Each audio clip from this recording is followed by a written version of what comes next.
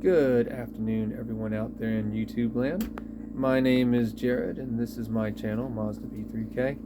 And in this video, we're going to work on doing an overhaul on the throttle body injection unit for my brother's 1995 Gulfstream Sunsport with the 454 Chevy TBI. Without further ado, let's get started.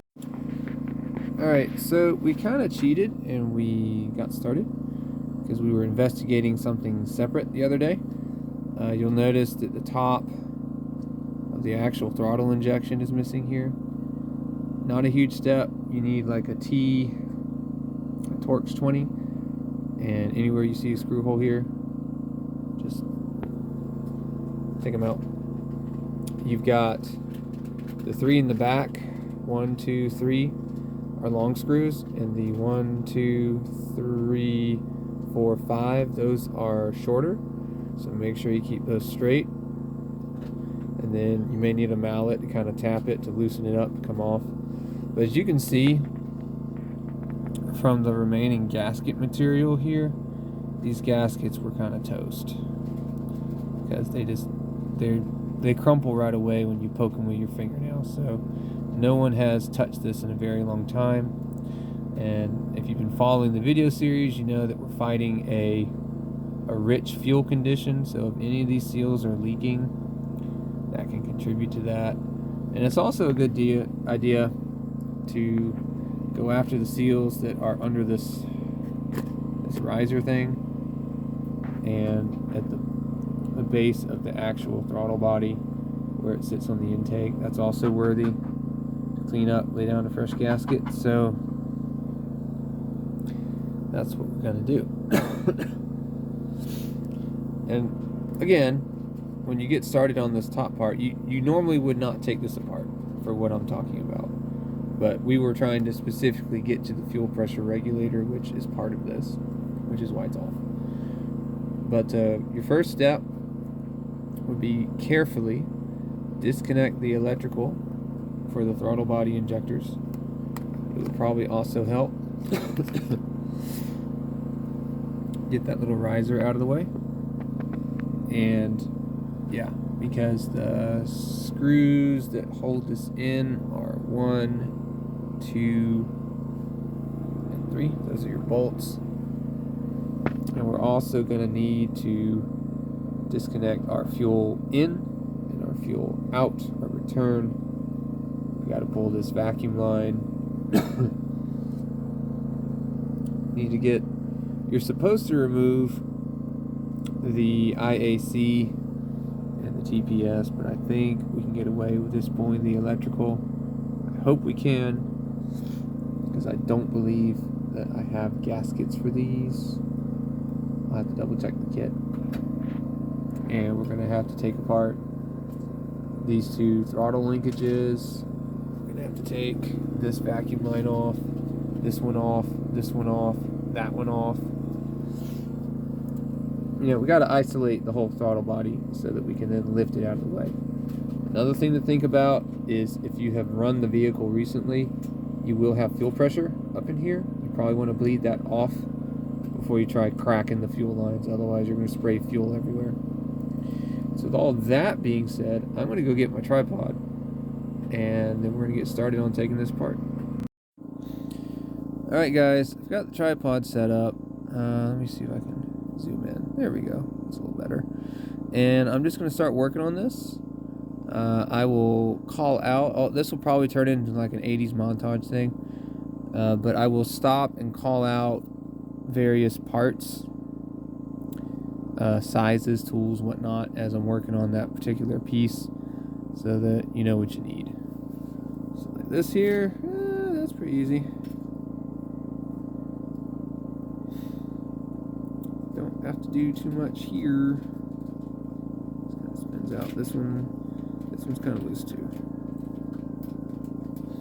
And make sure, guys, before you start this process, you got yourself a workbench or something where you can lay this stuff out and not lose it. Because I mean, this is not as complicated as a carburetor build or cleanup, but still, you got lots of little fiddly parts, and You don't want to miss anything, so take your time, lay things out. If you buy a general rebuild kit like what I did, there will be gaskets and seals that are not applicable to your TBI application. That's okay.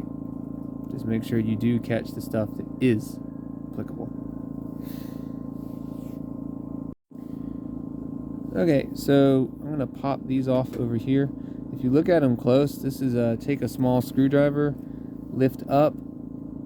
You're going to lift up right here on this side of it, and then slide the retainer off, and then you should just be able to take these two assemblies off. Say that, let's see if I can actually do it.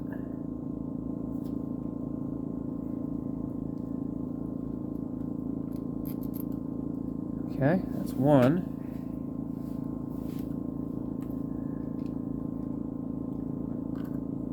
And that's two.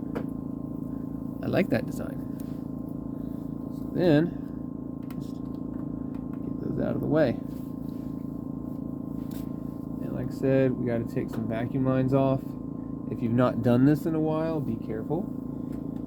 You may have rotten lines. They'll be sticky. So you want to be patient and give them lots of wiggle. Trying to break them loose. That'll help. And then generally they'll come off. Not fight you too hard. But you gotta be patient. So some of these are coming off really easy because I just replaced them not that long ago. As I discovered they were cracked. There we go. There we go. Alright. So that's all the vacuum over here. Oh, wait. Okay. Yeah, that just came right off. Cool. And then we're going to take care... Can't really see it. Well, you can see that one. But we're going to take the IAC's electrical off. Again, just kind of pull and wiggle. TPS electrical off. Pull and wiggle. Those out of the way. Alright, so all of that is off. We've isolated all of that. So before I start trying to lift the whole assembly out, we're going to take care of the fuel lines, because I imagine those are going to be a fight. And from what I can see here, somebody tried working on this. They did not have the right tools. They've already chewed this up a bit. So how this works is you need one wrench on this piece, and then you need a brake line wrench, if you got one, on this side. And you're going to take your two wrenches and push and pull in opposite directions so that you don't try to break this loose, you're trying to break that loose. And you can spin this out. And there are also some gaskets that go on the other side of this, so we do eventually want to break this loose. But first you break the fuel lines loose, then these adapter nuts. That's what you got to do. So I'm going to go figure out what tools I need for that. Alright, so this is a double-ended, but the end that is on the actual nut for the fuel line, that is a 5/8, and then our big guy right here is a 3/4. So we want to turn to the left. Okay, that wasn't hardly tight at all. That's slightly scary.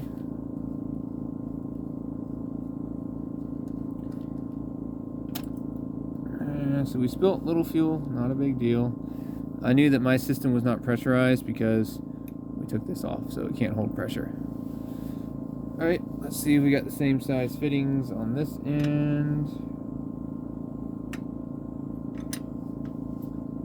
We do. That's a 5/8. It looks like this is a 3/4. Alright. That one is loose. That is also super loose. Kind of curious about that. So I'm gonna break these nuts loose now, but only break them loose. because I don't want to try to take them all the way off because the fuel lines will get in the way. There we go. None of this was very tight. That kind of concerns me, especially since somebody went to town on this and chewed it up.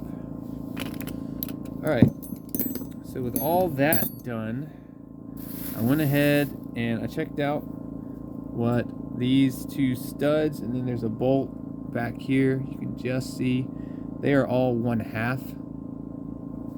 So we're going to go ahead and work on that. Okay, I think somebody was in here. None of this is tight. I smell gas. Should I open it up? Yeah, that's my brother commenting in the background. He's waiting for me to get this over to the bench. Yeah, we'll go ahead and open up the mobile home so we do not fumigate ourselves. He is my canary in the coal mine, as my nose is stuffed and I cannot smell right now. And since his nose is working, you know, try not to reduce our brain cells. That would be bad. Alright, so as you can see, this is a full-length bolt. Gasoline. I have my own substances. Yeah. Alright, so we got those two. Finish getting this out.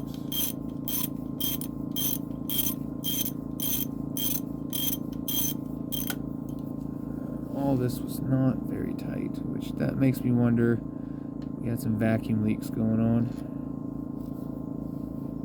Alright, so I think, and this is the first time I've done this, I try to do these things with you and not pre-stage it, so it looks like I'm all cool and know what I'm doing. I'm trying to learn it with you. I think that's everything. Let's give her a wiggle. See. Oh yeah, there it goes. Okay, so with that, the throttle body itself is now out. Now that gasket looks like it was okay. Looks like I missed something, caught on something. Oh yeah, that's kind of a thing. So one thing I forgot to do, there is an insert on the back side of the throttle body, a little plastic insert that goes in the ring for the wiring of these the fuel injectors. You got to take a screwdriver and kind of push that out. So let me see if I can do that with a little jobby.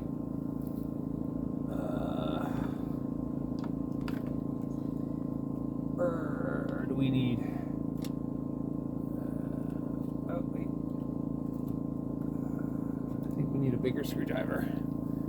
Let me go get reinforcements.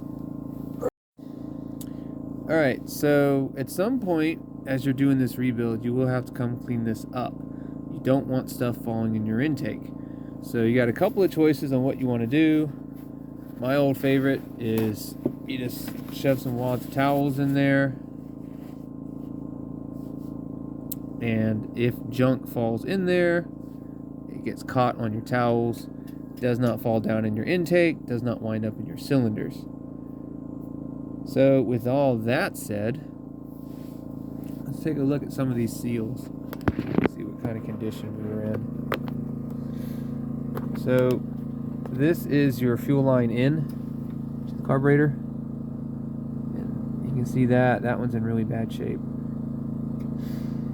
So I don't think it was leaking per se, but that's not great.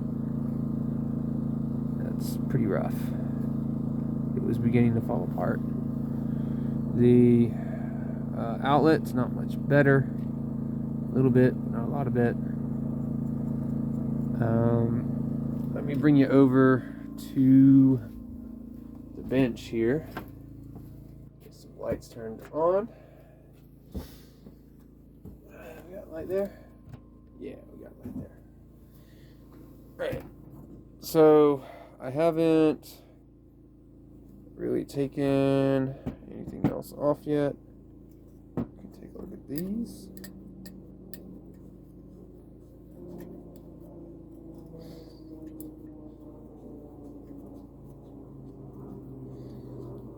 It's really screwed in there. Alright. Feels like it's catching on something. Oh, okay. So that is that little white plastic ring. That's the O-ring for it. It definitely looks worn, but otherwise it looks okay. Let's check the inlet side.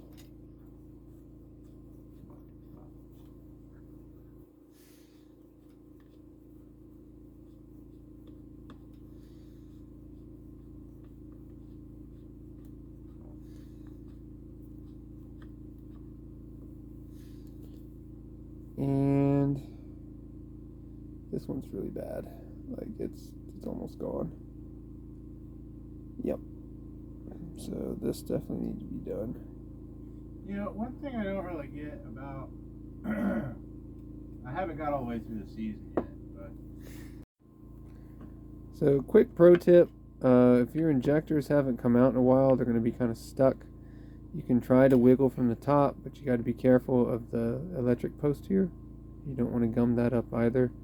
So what we found is you can actually take your finger, push up on the pin-tile tip, and pop it out.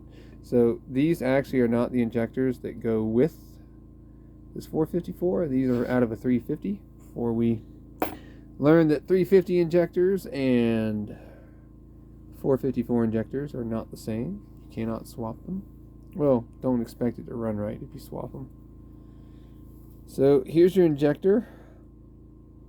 This is the one that came with this 454. So you've got a filter basket there. You've got a very chewy, loose, wasted O-ring here. With the kit I have, you do not need to crack this guy open. So you see there's a little set screw right there. You could potentially loosen and get into this guy.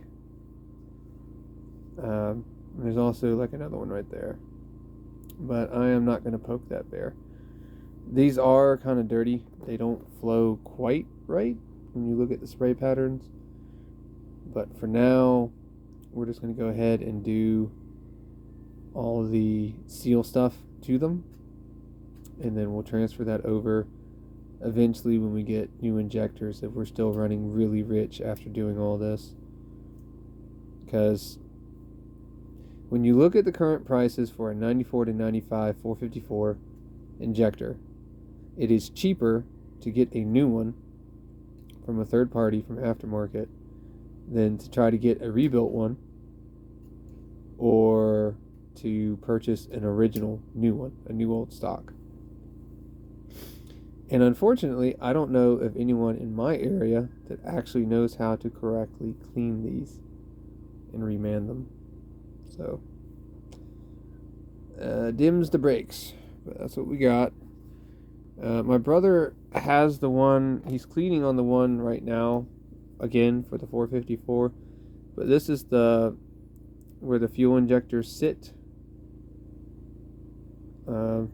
For the 454, it sits like this, and then this bowl back here is where your fuel pressure regulator is, and there's going to be a spring inside here. It is not included in most kits.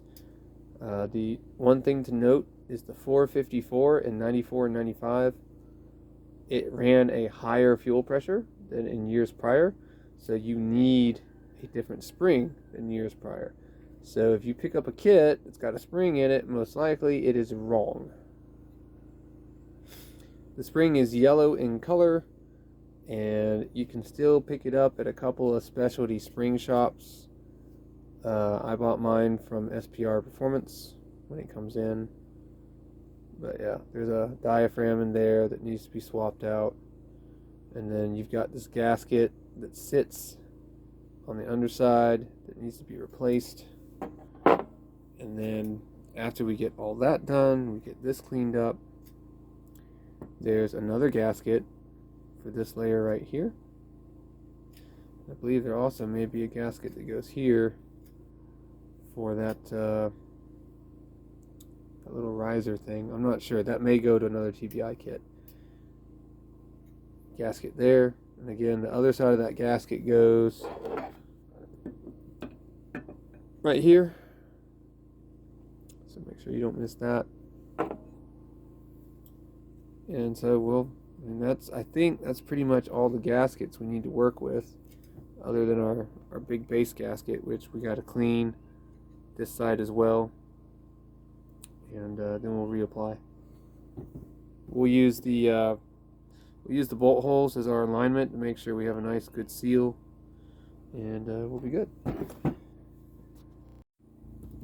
So the gasket kit I'm using today is a standard 1704. Like I said, it is a general TBI rebuild kit, so there's going to be stuff that you need, stuff that you don't need. The key is knowing which is what. So I'm going to go ahead, open this up, and I'm going to replace the fuel line seals. And as far as scraping gaskets go, I don't have a ton of scrapey tools, so that's going to go a little slower. And I'll just bring you guys back as we hit highlights or things that you need to do as you're taking this apart, putting it back together. Alright, so to get these O-rings off, it's pretty useful to have a pick, a mechanic's pick.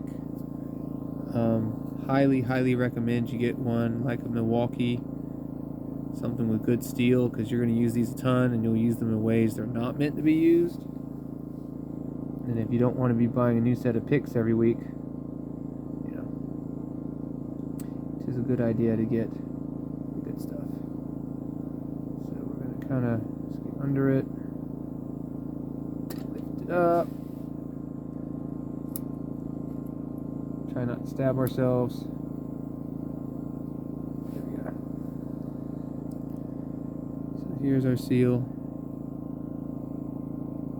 So it's, yeah, the seal itself is damaged. The camera, there we go. Yeah, time for a new seal.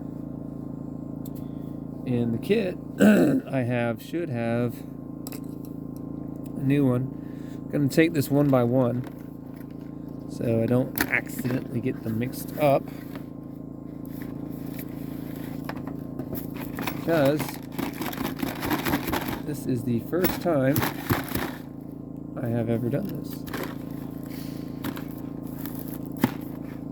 Alright, so here's what the inside of our kit looks like. It's just got a whole bunch of gaskets and this and that and the other, so you're just going to have to dig through it, get the bits and bobs that you need. And the seals may not all be the same color as what's coming out, so you need to make sure you compare size and thickness of the seal to make sure it's the right one. So I believe that is our replacement. It's about the right size, about the right thickness. One thing you need to do, if you need to clean where the seal was, go ahead and do that. If there's a bunch of chunky bits there, and then take your seal and lube it up with something, some kind of an oil, so that it will slide around whatever metal it's on versus sticking. Because if it sticks, it's going to stretch or it's going to tear, and we don't want either of those outcomes. In my case, I'm just going to use some PP Blaster. So away we go. Alright, update time. So I've gotten this scraped, and you know you're okay when you run your finger over where the contact area is going to be and it feels smooth. You don't catch on gasket material in the previous gasket. The last thing we need to do is take some carb cleaner, brake cleaner, something like that, and a paper towel, and we need to wipe up all the dust that was generated when I scraped this off with a... Alrighty, so this should look familiar. This I've shown you before. This is where the fuel injectors sit. Now you get a few more Torx out, and then underneath it there's another gasket that goes here. You can see the line right there. This one is less a gasket and more a spacer. So this one came apart clean, no issues there, and we do have a replacement in our kit. It's this guy here. As you can see, it's fairly thick. It's more of a spacer. So the last surfaces we need to clean are the throttle body side of that, and then anything else we might have missed at this point. After that, we just need to service some of the O-rings on the injectors and just kind of start putting everything back together and put the O-rings on with it. Alright, so we're rebuilding the FPR. The gasket is lined up with guide pins, and directionally you stick it with the button facing up. So when you are trying to put the fuel pressure regulator back together, you're going to notice in your kit there are two very long screws. And what these are all about is so that when you're first putting it together and the spring is fully uncompressed, these are long enough they can still reach down to the screw holes, and you can, bit by bit, alternating between screws, you can slowly and gently compress the spring and keep everything centered so that the actual pressure regulator diaphragm stays centered and you don't wind up with any creases or kinks or folds, because if you have any of those, fuel's going to squirt out. Ask me how I know. So you bring these all the way down until you're flush. You don't have to kill it. And then you're going to take two of your original Torx, bring those in, get them down, and then you take these two long screws out, and then you take the last two Torx and put those in. And in that way, you wind up swapping out the spring. It's a controlled experience, and it's very no drama, low drama. And everything gets seated and centered, and you're ready to go. So we realized that before you put the injection assembly together, you actually need to put the bottom of the injection assembly back on the throttle body before you continue. Otherwise you can't get access to the screws. So we took a look, in this kind of spacer gasket thing, the old one is much thicker than the new. So I'll show you here.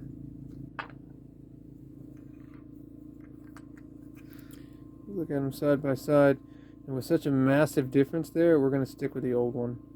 It could be that this kit, from the parts house, it had stuff wrong, so we're going to keep with what was already on there. Anyway, that's going to go like this. Yep, that lines up, covers everything, but it doesn't look right in the back, so let me flip that over. There we are. That looks much better. So it goes like this, and we'll put the bottom of the injection assembly on that, hold it back down with its Torx, and then we can put the top on. Alright guys, after some tinkering, we've kind of figured out what you got to do to get the filter basket off. Basically, it's a tapered snap-on fit, so you kind of have to destroy it to pop it off. I started at the top. These are really ancient and brittle. See, that just popped right apart.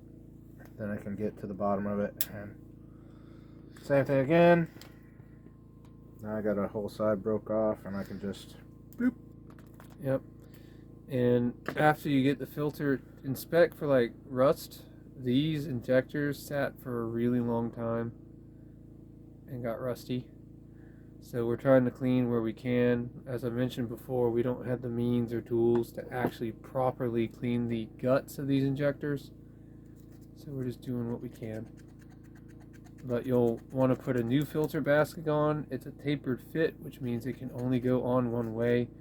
And then you're going to have to pull down with a little bit of mustard to get it to pop down and click into place over those. I guess those are intakes. If there's a filter basket there. And after that, there's an O-ring that needs to go on the end of your injector, which is going to look, something like this. So. Alrighty, folks, we've got this back together. One thing to note is, in order for your electrical connectors to reach, your contacts have to be in this alignment. The way, if you look inside the injector cup, there's a couple of spots where the injector will sit correctly, and either it's got to be like this or it has to be like this, and it can't go like this because your wires won't reach, so it has to sit like this. Now there's a little port, I'll show you on this small block Chevy injector. See that little port there? It has to sit in a cup inside of the injector cup, otherwise it's not going to fit down. So what I found is on one of the injector cups, that little port, there it is, spot for it was available on this side, but then on the other one it was available on this side. So make sure you pay close attention when you're inserting your injectors so that when you insert them they seat properly. And in our case, when we went to get the actual like fuel, the fuel part of the throttle body in, the injectors had to be forced down using this casting piece here. So when you go to do that, you're going to tighten a little bit, tighten a little bit, tighten a little bit, tighten a little bit, tighten a little bit, and just slowly work your way around, bring it down evenly so bad stuff doesn't happen. All right, that should be enough about that. Other thing I wanted to talk about, for this particular TBI rebuild kit, neither of these gaskets are correct for a big block. That was pretty annoying, actually. It stopped us cold the other day. So for a 1704 kit, it does not have all of the correct gaskets. And some of the gaskets it does have appear to be for something else. However, it is listed as the correct kit for a 94P30, which is the chassis that this motorhome is built on top of. Here to tell you, that ain't right. Because your base gasket looks like this. This is the correct base gasket. So I wound up having to order a Felpro base gasket that is, it was a unique piece, but you can see it's correct. So we'll put that back there. Let me see if I can find the packaging for that Felpro. Oh, is this it? Yeah, this is it. It is a Felpro 60954 is what you need. That is the correct base gasket for apparently a 366, a 427, and a 454. Interesting. So I'm thinking that kit really is for like a 350. You know, the famous Chevy small block versus big block. We made it work. So anyway, now we are on to here. We're going to want to set this aside for the moment. We're going to, if you got a little bit of air or if you have a vacuum, I think I'll go get my vacuum. And I'm going to vacuum around this as much as I can to get it as clean as I can. And then I'm going to carefully pull these paper towels out. And then we'll position our gasket and go ahead and reinstall the entire throttle body. Alright, so I've already put the gasket down. I lined it up with the holes. Now I'm reinstalling the throttle body. So I've got this one lined up, but I'm a little bit off alignment here. So there's the hole. Using the flashlight to make sure I can see, and also to make sure that my gasket's lined up, because I do not want to tear this gasket. I'm not going to be able to easily find another one. I had to order this in. There it goes. Alright, so that one's in. Which means this should be pretty lined up, and it is. Just kind of drop that in. Alright, so we've got all three of them in, and For those paying attention at home, this is these are 1/2. So we'll go ahead, get these guys in.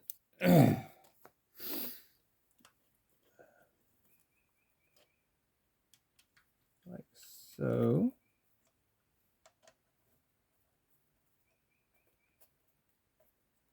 Just kind of work them in by hand. Then I'll give them a snugging with the actual ratchet.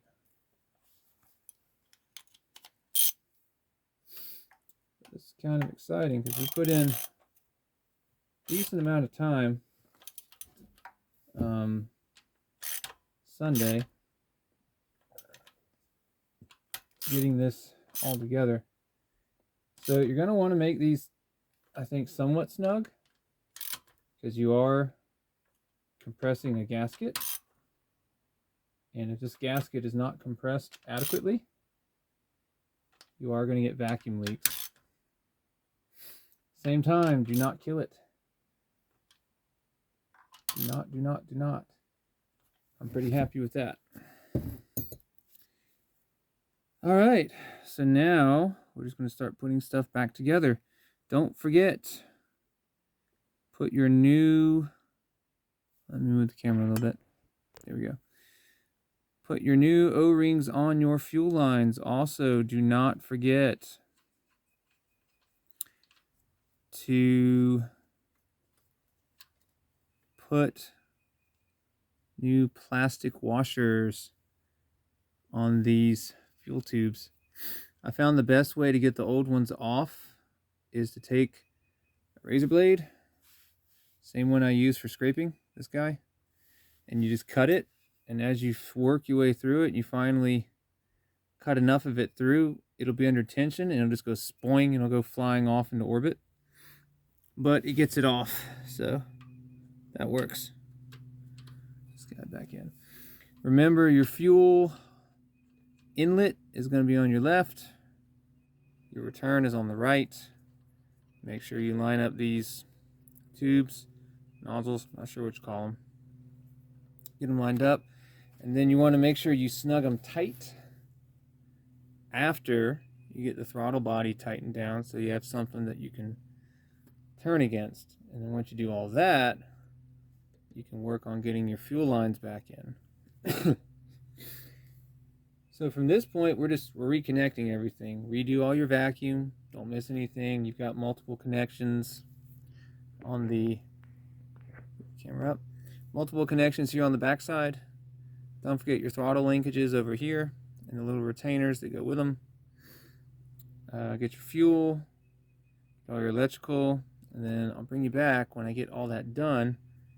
And this thing's just about ready to go. Alright, we're going to take to the sky here. So, your longer vacuum in the back, that goes to your throttle diaphragm. The shorter skinny vacuum line is going to come in here to the throttle body, and that is the one that actually goes to your throttle switch seat, Montgomery. It's a throttle solenoid. And then your big line is going to be the PCV. Goes up top. That lower line goes out to your evap purge solenoid right there. That covers all of that. Don't forget to push this little wire grommet thing back in, like so. And then if you have a kit that has new gaskets that go over these contacts, go ahead and put those in. These look like they're okay, so I'm just going to reuse them. And you can go ahead, put your fuel injectors back, either power back in, like so. So that's done. And then you come over here. We have, this is our TPS sensor. We'll get that back in.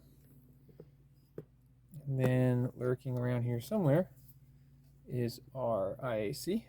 Get that guy back in. Alright, so we got our IAC in. TPS is back in. Don't forget the retainers on the throttle linkages. They work pretty straightforward.